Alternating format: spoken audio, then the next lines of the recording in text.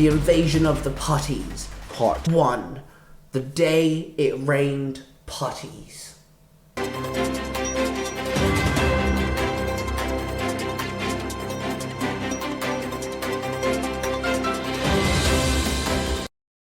Good afternoon, ladies and gentlemen. This is New York Radio News. I am your host, Felicity Hart, and this is your 12 o'clock lunchtime news. There have been several reports today of portholes opening in the sky with rocks falling from them. I can only assume, ladies and gentlemen, that this is a meteor storm. Please stay home and please stay safe. On to other news.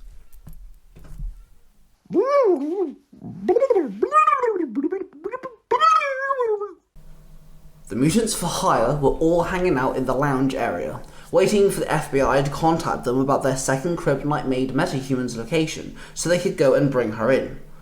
Man, I'm so bored, Oclo sighed. Yeah, I know. But can't we take another assignment whilst we wait? Thunderstruck asked. Your fat head can't handle all that, bro. One Up mocked. Actually, by circumstance, your head is slightly bigger. Cardio told One Up. He kinda got you there, bro. Close chuckled. Suddenly, the tall windows that were placed at the back of the room all shattered as several figures dived into the room. The boys all jumped to their feet and stared at these grey-looking figures, all in strange fighting stances. Their faces kinda looked like clay mould with black hollow eyes and mouths, and they all started making strange noises. What are these things? One Up asked. I do not recognize these beings. Cardio retorted. The four boys stood there ready, waiting for the strange being to make a move. I say we mess these things up. One Up said as he touched a silver spoon on the table, which turned his entire skin silver. Boys, butter me up. Thunderstruck muttered. One Up used all of his strength to hit Thunderstruck in the back. Then Octos's eyes turned red, his strength increasing, and then he also hit Thunderstruck in the back. Then Cardio's heart increased, making his muscles stronger, and then he also hit Thunderstruck in the back. Thunderstruck then channeled all of the hits into their kinetic energy and put it all into his fists. Well, may as well keep it in the red, yeah? Octos muttered as his eyes stayed glowing red. Then the strange beings all advanced. One jumped high into the air and clung onto the staircase that led up to the set of bookshelves. One Up jumped up and booted it off the railing with all his might. It fell as it hit the ground, exploding into lumps of clay. One Up looked down in shock. Two ran at Thunderstruck. He ducked down, dodging their attacks, and then he turned around and put his fists into one of the beings and released some of the kinetic energy. The being exploded into clumps of clay. Thunderstruck shook his hand in disgust. Then the other one kicked him in the back. He stumbled forward. He gained his footing. He threw his fist and sent a kinetic energy at the strange clay being. It got hit by the blast, exploding into lumps of clay.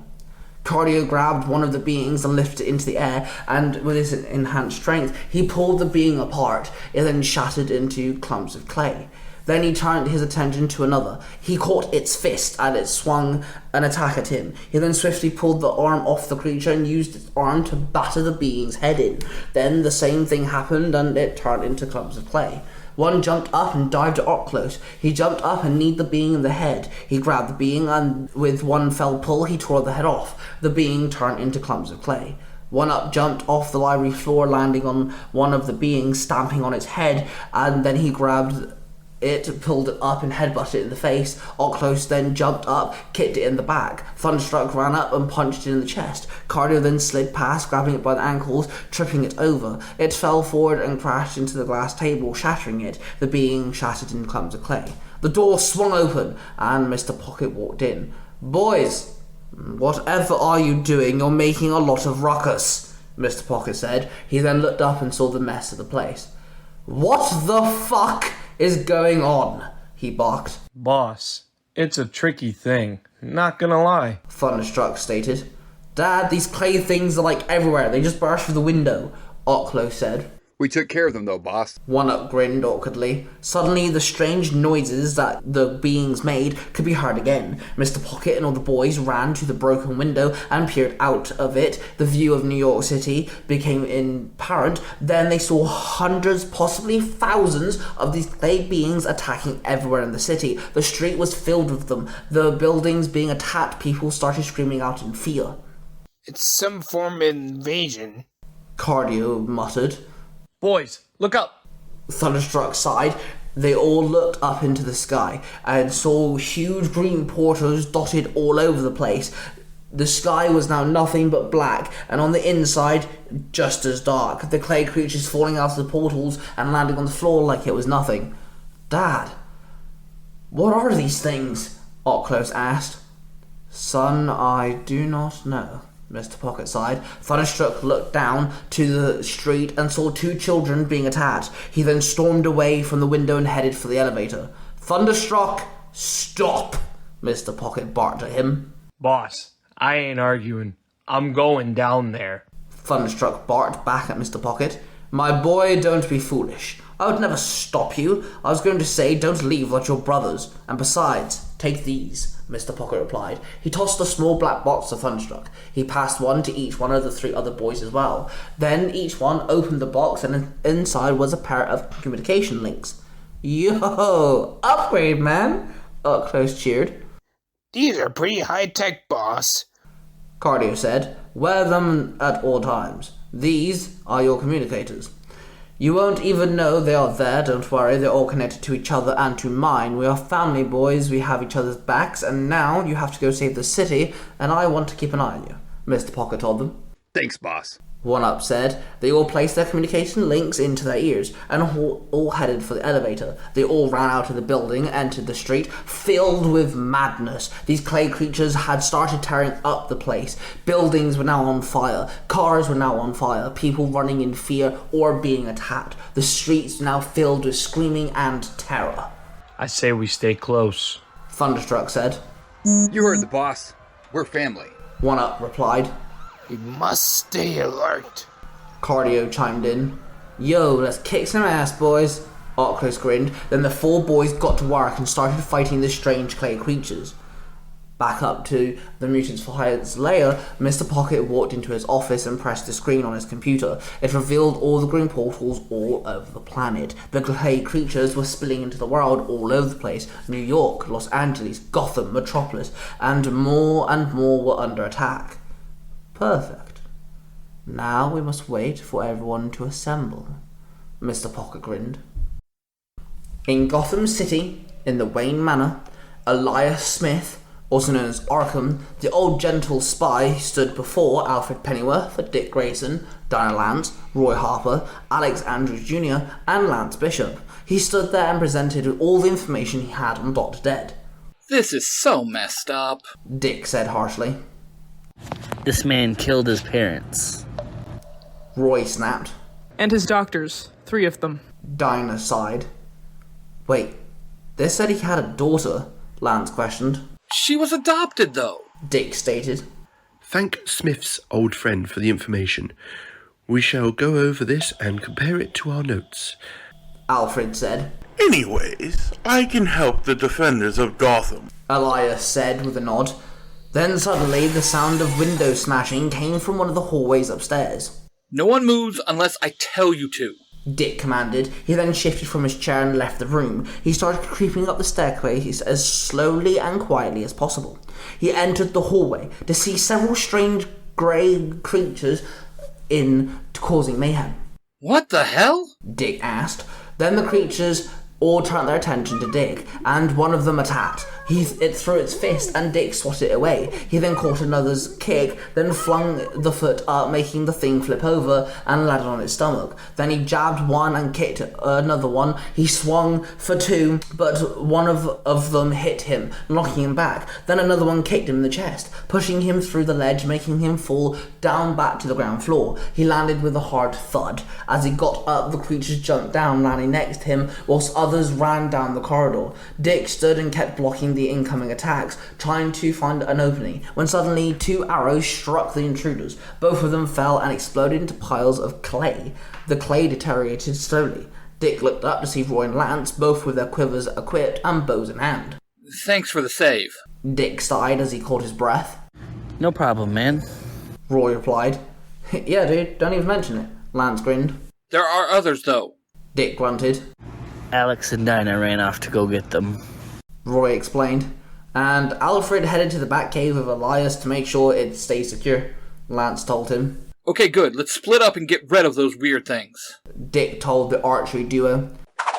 Dinah and Lance ran through the corridor and found the grey humanoid-like creatures ransacking the manor's kitchen. I guess they got hungry. Dinah mocked, then she pulled out a small cylinder, pressed the button, and it extended into her bowstaff. She swirled it around, smacking one of the creatures into another. She then tripped one over and rammed one end of her staff into the creature's chest, and it exploded into lumps of clay. Then 2 jumped up onto the kitchen table. Dinah released her sonic scream, and the 2 wriggled in pain, dropped to the floor, and exploded into clay.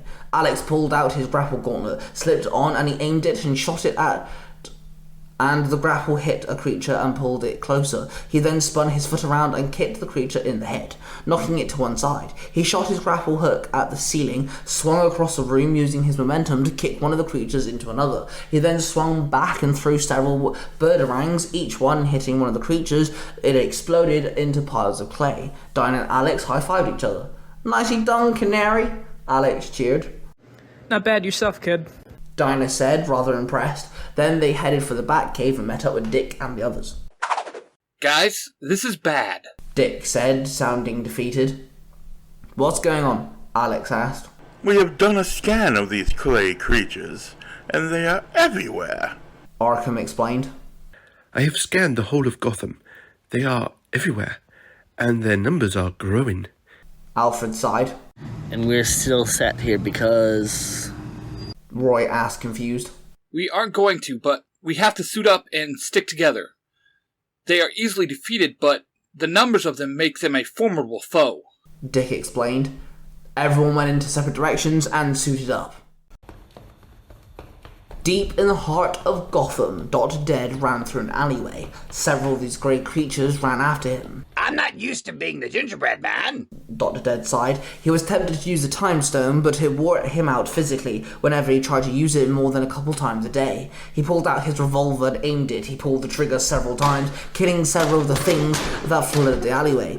The things fell to the floor and exploded into lumps of clay. Dr. Dead then turned around to see 2 or 3 of them stood there. One swung for Dr. Dead, but then Bane landed behind them and clapped his hands together, hitting the creature in the head, popping it like a grape. Then he grabbed one and threw it behind him with one hand, then picked up the last one by the head and by the ankle and pulled and tore the thing in 2. Ah, Bane! Perfect timing, Dr. Dead said, surprised. We could have stayed in our base of operations. Bane barked. No.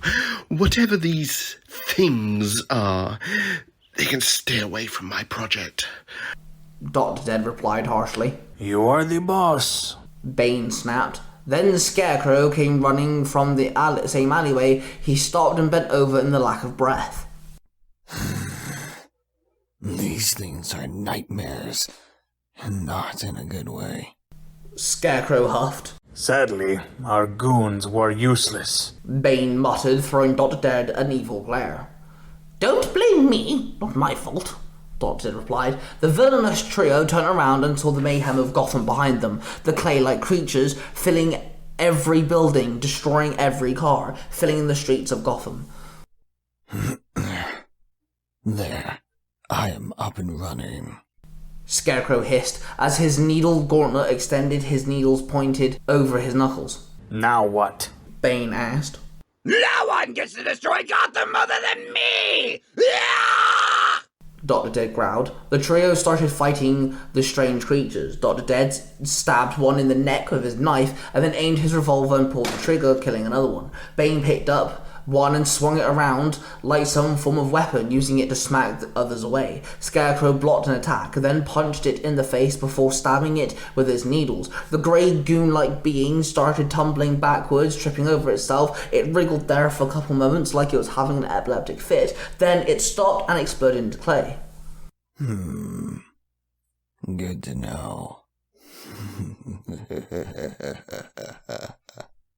Scarecrow grinned. Suddenly, 3 motorbikes came to a halt. Nightwing and Robin climbed off the first one. Arsenal Hawkeye climbed off the second one. Black Canary and Arkham climbed off the third one. Suddenly, the Iron Butler landed next to them. I usually hate party crashes, but I will admit, some backup would be nice. Dr. Dead admitted. I thought you would have skipped town. Nightwing told him. If I'm going to watch Gotham burn, I'll be holding the lighter, Dr. Dead growled. Those things are everywhere. We are going to need all of Gotham's toughest fighters. I guess that means you 3. Nightwing muttered. You what? Arsenal blurted at him. I mean, he has a point. An alliance would be kind of helpful here. Robin snapped. The scanner indicates that over 80% of Gotham is being attacked. We need the help. Iron Butler told them. I am so down, but the second that these Play-Doh wannabes are gone, I'm back to hating you. Ugh. Underwear tight-wearing heroes. Dr. Dead chuckled. Then the heroes and villains formed into one team and started attacking the grey creatures across the street as the grey creatures were trying to tear down Gotham. Cornish stood there watching his new avatar sleep. His name was Ashan Manu, an Indian astrophysicist. Cornish sat there watching his avatar sleep when suddenly a portal opened in the sky. And another portal opened, and the sky suddenly became filled with portals, and grey-like creatures started raining down upon the little village and started to attack the villagers. What are you doing, Mr. Pocket? Khonshu sighed to himself. Then Ashan woke up. What's with all the ruckus? Ashan muttered. He climbed to his feet and placed his glasses on. We have trouble. We must fight now. Khonshu barked.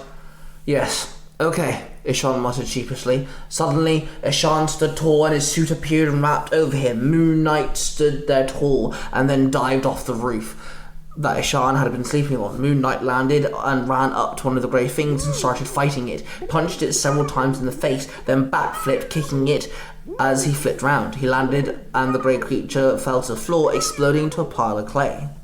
Alright, newbie. Let's see what you have up your sleeve. Khonshu muttered as he knelt down on one knee and watched Moon Knight throw one of his moon darts at one of the grey creatures. Soma Noir was fiddling with his Yu-Gi-Oh! Dual Disc. He extended some wires and placed the other end to the Reality Stone. Dude, I don't know if we should be doing this, his best friend Darren muttered. The guy in the weird suit said to use it to bring my dream to life. The monsters in Yu-Gi-Oh! Would make amazing heroes. And I dream of being a natural duelist. So, why not use it? Soma asked him.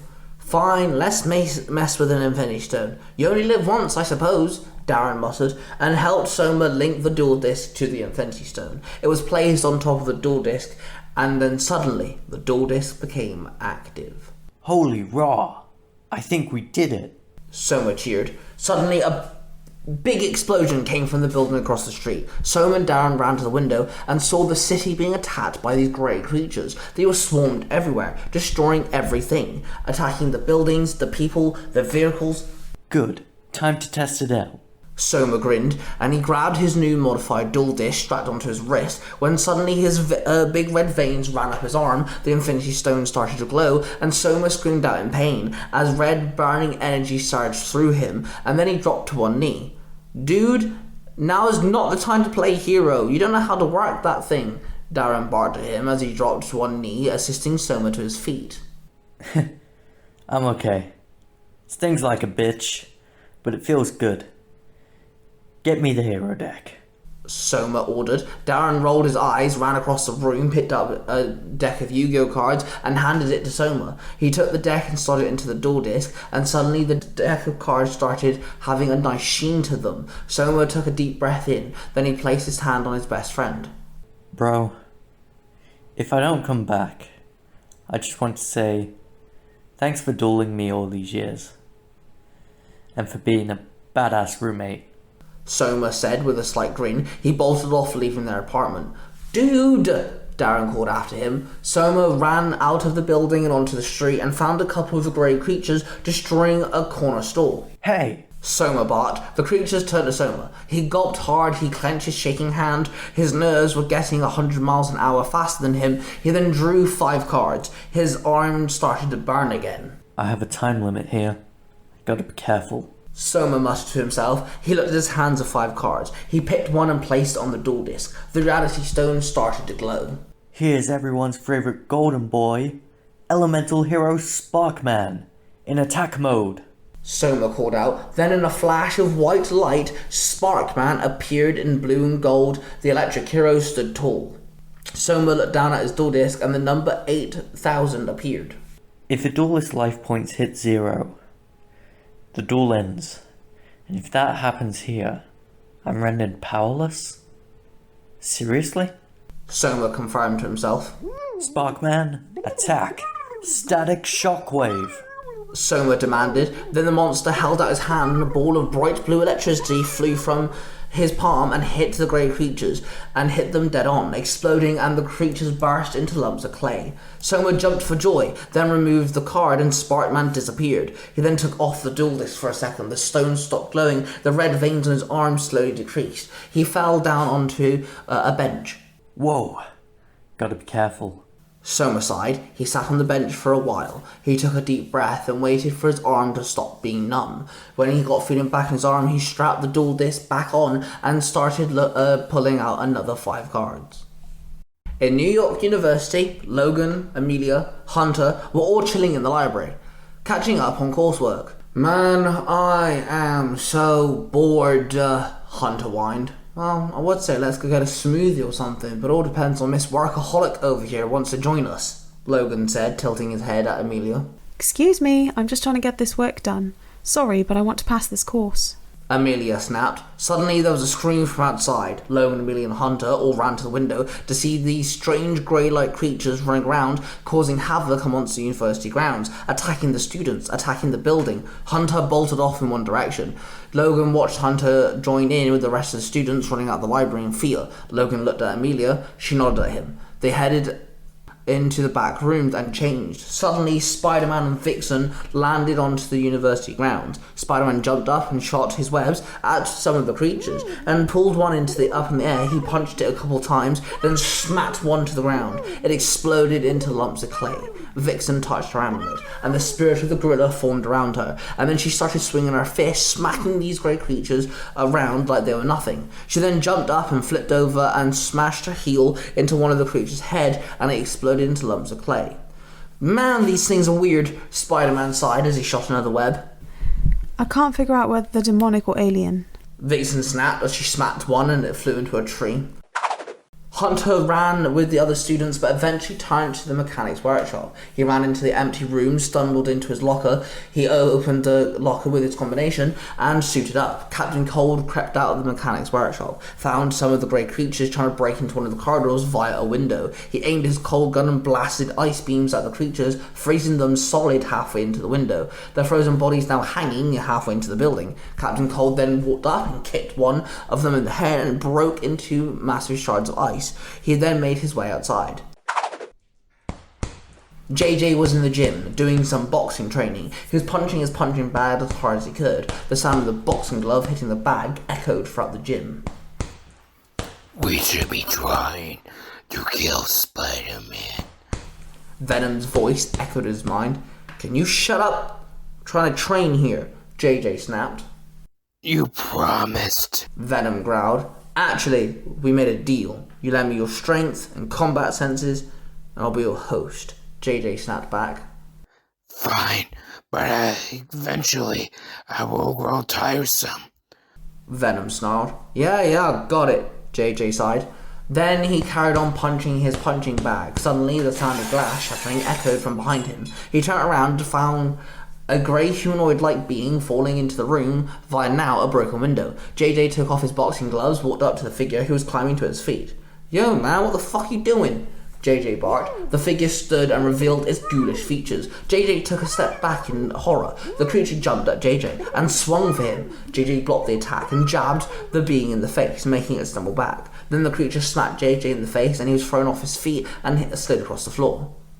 Would you like me to get involved? Venom asked in his mind. God damn it, yes, sir. JJ barked. Then the symbiote wrapped itself around him and Venom stood there in front of the great creature, now overtowering it. Venom grabbed the creature and bit his head clean off and chewed the head up before spitting it back out in disgust, the body breaking into lumps of clay. That was gross, Venom growled. Then Venom peered out of the broken window and found more attacking the university. Venom jumped out of the window. Spider-Man shot a web ball at one of the great creatures. Vixen kicked it, sending it flying, and then suddenly Captain Cold came into view, blasting more of the creatures with Ice Blast, freezing them. Suddenly Venom landed and whipped out a tendril of symbiote and smacking two of the creatures into the ground. Come on, guys, we do not have the time here. Cannot see the university is being invaded by the Clay Commando? Spider-Man barked as he pulled two of them towards him, jumping up at the last second, making the two of them collide. Ain't here for you. I'm a thief, but I'm not here for terrorism, Captain Cold snapped. So how about we call a temporary truce and join forces? Vixen asked as she threw another one across the ground. I agree with the chick, but I don't see a bunch of people not getting killed, you know? So I'm down, Captain Cold confirmed. Spider-Man then looked at Venom.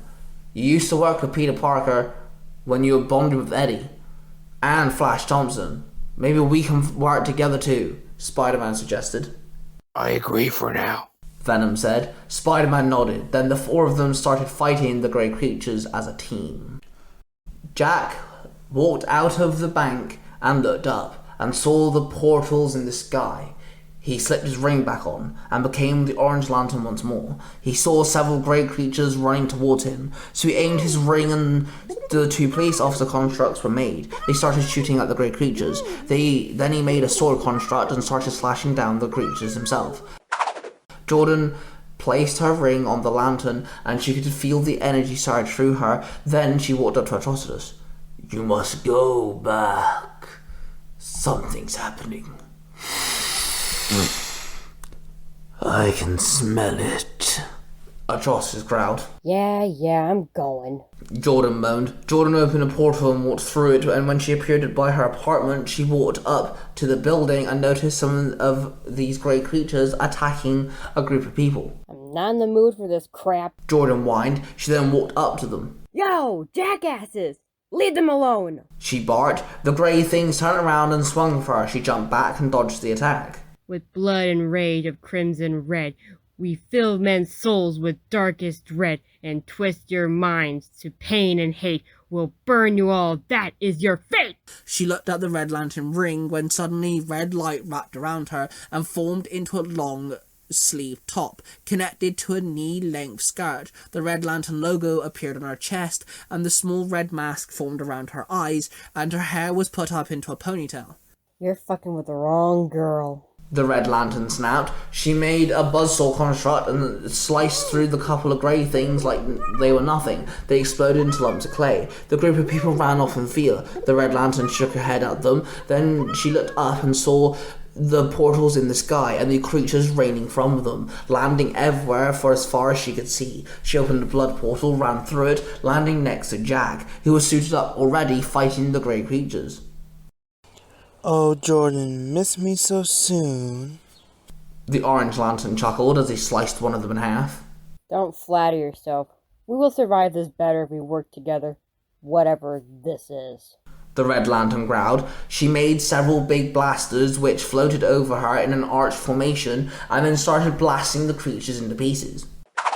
Elsewhere in Los Angeles, Kit sat there in his car, looking over the information he had figured out which gang members he would cause the biggest dent in the gang's operation if the Ghost Rider got rid of them. He sat in his car and pondered this. God damn it, man. Kit muttered to himself. Then suddenly something hit his car. It crashed right on top of him, breaking his windshield. Kit jumped out of the car and quickly dived to check to see what it was. It was a humanoid being. Are you okay, sir? Ma'am? Kit barked, confused. Then the grey being jumped to its feet and jumped at Kit. He jumped to one side and landed hard as he grunted in pain because he hit the concrete. He slowly climbed to his feet, then he saw that his attacker had friends, more of the same beings, fell from the sky and started destroying stuff. Kit noticed the portals. People then started running scared, screaming, filling the streets. The buildings started being attacked, cars started being destroyed. Kit looked at the sky, then back at the few of the grey things that were now advancing on him. Suddenly, he felt really hot and bothered. His skin felt like it was on fire. You want to take over? Be my guest. Kit grunted, then his head and hands burst into flames as the Ghost Rider took over. Burn in hell. The Ghost Rider called out as it breathed fire. The flames submerged the grey creatures and burnt them into a solid black charcoal. The Ghost Rider then walked up to his car, pulled out his shotgun, and a red shimmer encased the shotgun as he did. He then climbed into the car. The wheels set ablaze and the glass fixed itself. He then drove off. Some of the grey creatures tried to jump on the car as he drove. He pulled the shotgun out and leant it out of the window and pulled the trigger, blasting the creatures off his car. He kept shooting at the creatures as he drove, some of them attacking civilians and some of them tried to jump on this ride. He came to a halt to see the Red Lantern and the Orange Lantern fighting a big group of them. He climbed out, pulled the chain out of the boot, wrapped it around his chest diagonally, then pulled out his machete. He then closed the boot again and walked up to the two lanterns. What the hell? The Orange Lantern blurted in shock. We're a mutual acquaintance. Red Lantern sighed with a slight eye roll. We stronger as unit. Ghost Rider muttered. Then the Ghost Rider swung its machete, which now also glowed red, and it cut through the being like butter as the hot blades, glowing with heat, left a black residue burning the now cut in half grey creature. The Red Lantern made a chain, wrapped it around one of the necks of the creatures and pulled it close, then threw up blood all over it. It splashed on the being's face, melting it. The Orange Lantern made a tiger construct and started attacking the grey creatures with it. He made a mace and started to crush some of the heads in. Isaac was stood there minding the toy store. The boss had left him there by himself many times before. He loved working at the toy store. He was a big kid himself. At the age of 13, he got to try out the new merchandise, and his use of knowledge of toys helped making sales. He sat there kind of bored waiting for customers, realising that there had not been any customers for a little while. Suddenly, two grey creatures smashed through the store window and crashed into the toy stand, knocking it over. Isaac jumped up and landed on the counter, looking down at the mayhem, and realised that the two beings were now standing up to their feet. Really now, my boss is going to be so mad, man, so in return I'm going to kick your ass. Isaac grinned. He held out his hand. In a flash of light, a keyblade appeared. It was the Happy Gear keyblade. The keyblade was built and looked like pieces from the Monsters Incorporated factory from the Monsters Inc. movie. This is my weapon, Happy Gears, and I'm Isaac. Nice to meet you, Isaac cheered. Then he jumped up and swung the keyblade down and sliced one of the beings. He then hit it a few times. It dropped to the floor and exploded into a pile of clay. He then placed his keyblade on his shoulder, keeping a tight grip on it. You want to go too? Isaac asked confidently. He blocked an incoming strike. He then backflipped and swung the keyblade hard as the mighty swing hit the grey creature, breaking it into lumps of clay. Isaac then jumped out of the window and looked around the street to see more of the grey creatures, causing a mass amount of chaos all over the place. Isaac gripped his keyblade and ran into the mayhem head on. In the Sanctum Sanctorum in China, Kenny and Kelly were reading books in the main room, just waiting around for Doctor Strange to finish his meditation. Suddenly, the entrance swung open, and a group of ghoulish grey figures walked in, prancing around weirdly. Excuse me? Can we help you? Kelly snapped. The beings did not respond, but one did start punching a bookshelf down. Yo, come on, man. Stop it, Kenny barked. Kelly and Kenny grouped up. Let's do this, Kenny snarled. Kelly muttered a spell, then aimed her hands out and a green lightning burst forth from her palms and hit one of the creatures. They flew across the room and burst into lumps of clay. Kenny also muttered a spell and made several daggers appear out of thin air. The floating daggers flew at the group and stabbed several of them. They all burst into lumps of clay. More of the creatures started barging for the door and filled the room. I think it's time, Kenny said. Yeah, definitely time, Kelly said. You think it's wise, though? Kenny asked. Suddenly the door opened behind them and barged through was Dr. Stephen Strange. I would say so, Dr. Strange said, and presented 2 helmets to them. One was golden, the helmet of fate. The other was silver, the helmet of fury. Kenny grabbed the helmet of fate and placed on his head, and a flash of magical golden light, Dr. Fate stood before them. Let us sort this out quickly, Strange, Dr. Fate barked. Kelly grabbed the helmet of fury and placed it on her head, and in the flash of magical silver light, Dr. Fury stood before them. I agree with fate, Dr. Fury snapped. Dr. Fate raised his hand and several blasts of golden light erupted from his palm and it hit the grey creatures, destroying them instantly. Dr. Fury held up her hand and into the air and the Omega symbol appeared in a silver flame. Suddenly, silver flames erupted and encased the beings. Dr. Strange opened a portal, put his hand through it and pulled out a 14-year-old boy, and the portal closed behind him. Dude, what gives? The boy barked. Julian Long, we are in need of your specific skills, Dr. Strange replied. Julian looked around the chaos around him. Whoa, next time leave with that, yeah? Julian jumped up and into the fray. Dragon up, he called out. Flames encased his entire body and he grew and then left, leaving a long, thick-bodied crimson dragon standing on his hind legs, arms crossed, his wings extended. Julian's blonde, spiky hair was now on a dragon's head. Nah, peeps, the dragon is here, Julian called out. Then he flew into the fold, breathing fire on the groups of intruders. Dr. Strange held out his hand and made a portal. Huge demonic fists flew out of the portal and they flew and punched several of the grey beings. The 3 doctors and the dragon defended the Sanctum Sanctorum in China. Back in New York, the 4 mutant for hire boys had been fighting for a while. Day had shifted into night. A few hours had gone by. Every grey creature they blew up into lumps of dissolving clay, another took its place. The city had started to evacuate, but some people were trapped or hiding. Oculus was fighting a group of grey creatures. His eyes turned blue. He ran at full speed and smashed into one of the creatures, and it exploded into clay. One came up to him. It had a sapphire around its fist. It threw its bald hand, but before Oculus could react, several playing cards, which had a purple hue to them, stabbed into the creature and they exploded, destroying it. Oculus turned around to see Gambit stood on the car. Of course you're here, Oculus grinned.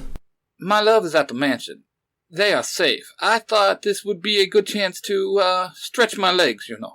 Gambit grinned back. He hopped off the car with his bow staff in hand. He swung it around, tripping over one of the beings, and tapped it on the head with the tip of the staff. A spark of kinetic energy burst forth, exploding the creature's head. Come on, the other boys are down the street, Oculus told Gambit. Lead the way? Gambit gestured. Cardio increased his heartbeat. His muscles became insanely tense. He jumped high into the air and landed on the creatures. They exploded as he landed on them. He turned around, went to go slap one, but Sabretooth landed in front of the great creature with his claws and tore through the being's neck. Then the thing fell to the floor in a pile of clay. Oh goody, you're here! Cardio said with an eye roll. Watch your mouth, runt. I could walk away, or I could lend my claws. Sabretooth snarled. Ignore him. These things will woke him up from his hangover nap. Pyro said as he hopped off the car. He ignited his flamethrower, then he manipulated the flame, made it bigger, and made a basketball-sized fireball, and then threw it at the group of advancing creatures, burning them all to a crisp. Fine. Cardio muttered. Then he led the two Brotherhood members into the middle of the street, where One-Up and Thunderstruck were battling more of the creatures. One-Up booted one in the chest, sending it flying back. Thunderstruck swung his fist, sending a crescent wave of kinetic energy, slicing 4 of the creatures in half. Oculus and Gambit gathered up as well. The mutants for hire, the X-Man, and the two Brotherhood members battled on the street of New York, when suddenly One-Up noticed a man trapped under some rubble. Guys, is there something under that fallen neon sign or what? One-Up pointed. Dude, help me with this. Cardio barked at Oculus. Cardio's heart rate increased, and Oculus's eyes turned red. Both of them grabbed one end of the big broken neon sign and lifted it off the gentleman. The man crawled out and stood up slowly. Thank you, gentlemen, the man said. The boys dropped the sign and walked past the guy. You need to leave, now, Oculus told the man. Then he punched an incoming creature. The man bent down, touching his toes. Dude, get out of here. Thunderstruck barked as he stomped his foot, sending a shockwave through the ground, making a bunch of them fall over, allowing him to punch some of the things too. And then one of the creatures punched him in the head. He turned the attack into stored energy. The man then leaned back, then used one arm to stretch out his shoulder, and then he placed his thumbs on his back and then leaned back again, clicking his spine. What is wrong with this fool? Gambit muttered Oculus. Oculus shrugged in return. Don't mind me, gentlemen. A little stretching never hurt anyone, the man said as he tilted his head back and forth. Don't make me move you. These creatures are a nightmare. One-Up barked at him. They are called Putties, and they are... worse when there is a lot of them. The man grunted. Wait, you know what these things are, dude? Oculus asked between punching the creatures. First off, it's Mark. And second, yes, I do. Their arrival might be sort of my fault. The man known as Mark explained. Then Mark looked at the group, who were all looking at him, kind of disturbed. Mark then held out a strange-looking belt-buckle device. It's morphin' time! Mark called out. Mark held out his Cornish power morpher, and it popped open. Kono bis ficken! Mark called out. Then the morpher dematerialized, leaving the coin floating there. Mark then morphed into his ranger suit. His helmet formed over his head. Then the coin started spinning and it flew at Mark, hitting Mark in the chest. The coin shattered, and Mark's Cornish chest shield formed around him. Mark had morphed into the red Cornish Ranger. The red Cornish Ranger stood there before the 7 mutants, who looked at him with awe and wonder. The red Cornish Ranger ran past them with his sword and started slicing down the putties with ease. He blocked an attack and then kicked one. He then cut down another one. He grabbed one and smacked it in the head with the butt end of his sword a couple times before he beheaded it with his blade. The 7 mutants stood there for a moment, completely confused, when suddenly the 4 mutants for hire had a beeping noise coming from their communicating links in their ear. Boys, how's it going? Mr. Pocket asked in their ear. Boss, we have found something. I mean, well, more like someone. One-Up said as he pressed his communication link. Dad, we found a guy who might know what these things are or where they came from. We're kind of confused, Oculus explained as they carried on watching the red Cornish Ranger beat up a group of putties. Bring him to the warehouse, Oculus, Mr. Pocket ordered. Got it, Dad, Oculus nodded in response. Dude, you have a warehouse? Thunderstruck ass shot. We are tagging along, Gambit told them. Sure, more the merrier, I guess, Oculus shrugged. Let's get this over with, Sabretooth growled. Then the 7 mutants walked up to Red Cornish Ranger, who backflipped off a car and sliced a putty as he landed. He threw his foot back, kicking one behind him. Dude, Mark, we need you to come with us now, Oculus told the Red Cornish Ranger. Alright, I understand. I have some explaining to do, and you guys seem like good people. The Red Cornish Ranger agreed. The 7 mutants ran away from the mayhem, leading the Red Cornish Ranger to Mr. Pocket's warehouse.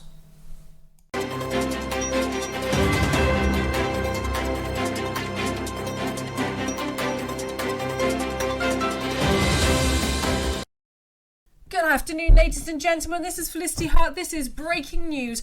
It is not portholes dropping meteor rocks. Ladies and gentlemen, this is blobs of grey trouble. It's everywhere. It's all over the world. We're having news reports coming in from absolutely everywhere. These are not meteor rocks. Please hear me when I say this. Stay indoors. These are grey beings. It's like they're aliens and they've come here and they're fighting and there's just trouble everywhere. And guys, I just need you to stay home and I need you to stay safe. We're going to break more and more of this story to you when and if we can, but I just need you to stay home and stay safe. Guys, I don't know what's happening, but I think this is World War III. The 7 mutants and Mark arrived at the warehouse.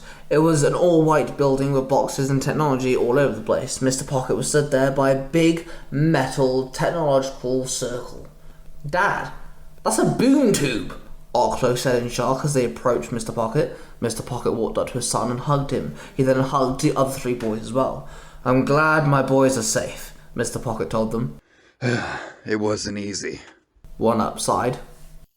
There's still a lot of chaos in this city. Cardio admitted. I'm afraid it's not just the city. It's all over the world. Mr. Pocket sighed. That is a lot of those clay things. Gambit chimed in. I see we brought help, Mr. Pocket said, looking at the mutants for hire. They helped us, boss. We kinda owe them one. Thunderstruck told them. I think I can explain what we are up against. The Red Cornish Ranger said. He then demorphed and then held out his hand. So this is the Ranger Arklow told me about. Thank you for helping out my boys, Mr. Pocket said, and then shook Mark's hand. They helped me first. I was only returning the favour. Mark said awkwardly. I think comparing notes here is a good idea, Mr. Pocket grinned. Yes, I shall brief the teams on the putties and where they came from. Mark nodded. Ah, yes, good plan, but first let me bring in the rest of the team. Whilst you boys have been busy, I've been gathering everyone, Mr. Pocket explained. Then he walked over to his computer and typed away. What, you want to bring the X-Men in? Pyro mocked. Easy, Fireboy. Gambit hissed. Dad, what do you mean by the rest of the team? Arklow asked. Then the boom tube erupted with activity. The machine spoke as it called out everyone's names as people started walking through. 005, Nightwing, 006, Robin, 007, Iron Butler, 008, Black Canary, 009, Arsenal, 010, Hawkeye, 011, Arkham, 012, Dr. Dead, 013, Bane, 014, Scarecrow, 015, Red Lantern, 016, Orange Lantern, 017, Ghost Rider, 018, Doctor Strange, 019, Doctor Fate, 020, Doctor Fury, 021, Julian Long, 022, Spider-Man, 023, Vixen, 024, Captain Cold, 025, Venom, 026, Moon Knight, 029, Soma Noir, 030, Isaac Samuel Payne. Everyone stood there in the warehouse. Guess I got some explaining to do. Mark said awkwardly. Then he sat down on a chair and explained his story, his mission, where these putties came from, to the room filled with heroes, villains, and people who were just simply trying to help. Ben the Baker Ranger voicing Conchu. Soma, who was voiced by Galaxy Cosplay. Thunderstruck, voiced by my friend Austin. We have Benevolent Cardio, voiced by my friend Ethan. And we have One Up, voiced by my good buddy Jay. We have Sabretooth, voiced by Mark the Cornish Ranger. Pyro, voiced by Cosplay Sun 67. And Gambit, voiced by Cosplay Dude 637. Dick Grayson, aka Nightwing, voiced by Cosplay Dude 637. We have Alfred, voiced by Mark the Red Cornish Ranger. Then we have Roy Harper, voiced by Super Dead. Then we have Dinah Drake, voiced by Decent Hugs. We also have Bane, voiced by Frankensauce. Scarecrow, voiced by Dranko Valentine. We also then have Dr. Dead, voiced by not only myself, but Jay and Mark the Red Cornish Ranger.